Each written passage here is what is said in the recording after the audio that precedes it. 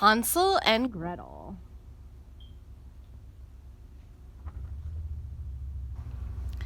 Once upon a time, there was a boy and girl named Hansel and Gretel. They lived with their father, a poor woodcutter, in a little house beside the forest. Often the family went to bed hungry because there was not enough food to eat. One day, the woodcutter took his children into the forest to gather wood. Hansel and Gretel laughed and played so hard that they wandered from their father and were soon lost. Their father looked for them the rest of the day. Fortunately, Hansel had many of his favorite pebbles with them, and they had fallen to the ground one by one from the holes in his pockets.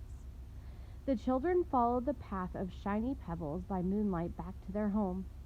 Their father was very happy to see them, but warned Hansel and Gretel to stay close to home and not to wander away. A week later, the children went to play in the forest again. They did not heed their father's warning and wandered far from home, leaving a trail of breadcrumbs behind them to follow back home. But the breadcrumbs were eaten by the birds in the forest, and so Hansel and Gretel realized they were lost. The children became tired and very hungry as they roamed through the forest. Suddenly, there through the trees, they saw a strange little house made of candy.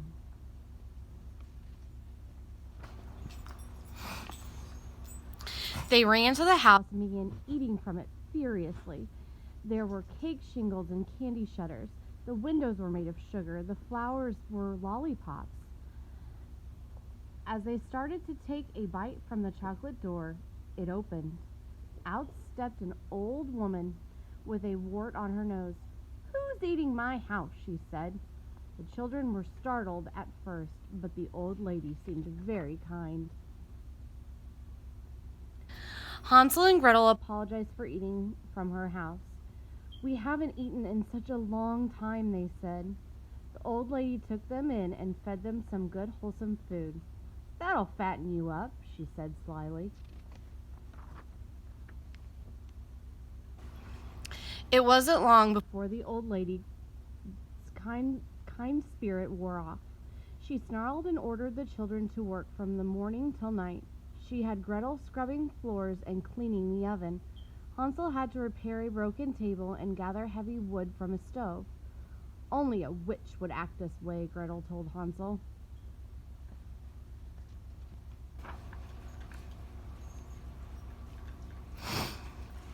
Still, the witch fed them well. Hansel and Gretel even gained a little weight. One night, as the witch stoked the coals in her oven, Gretel heard her crackle. "Tonight, I'll have Hansel and Gretel for dinner." At that, Gretel sneaked up behind the witch and pushed her into the oven. The witch was destroyed by the flames, and the oven became so hot that the house caught fire. As Hansel and Gretel ran to the door, they came across chestfuls of gems and coins of gold. They gathered as much as they could into 2 potato sacks and then fled from the house.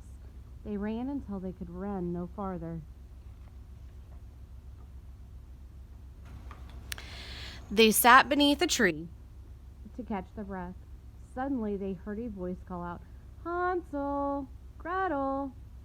It was their father, who had been searching for them since the day they were lost. They ran to their father's loving embrace.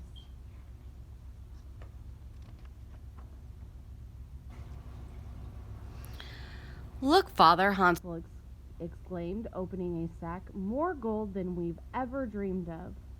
We'll never be poor or hungry again." From that day on, Hansel and Gretel lived happily ever after with their father in the little house beside the forest, and they never went wandering again. The end.